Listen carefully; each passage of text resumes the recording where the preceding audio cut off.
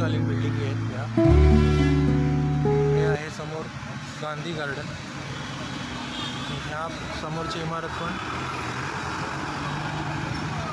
ही समोरची इमारत दिसते ना, ती पण 200-300 वर्ष जुनी आहे. हे समोर मडगाव मार्केट आणि हे आपली बाईकची पार्किंग, जिथून आपण रेंटने बाईक घेतली. हा समोर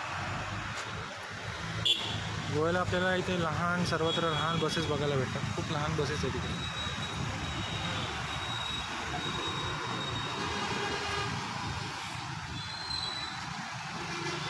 सनसेट बघा.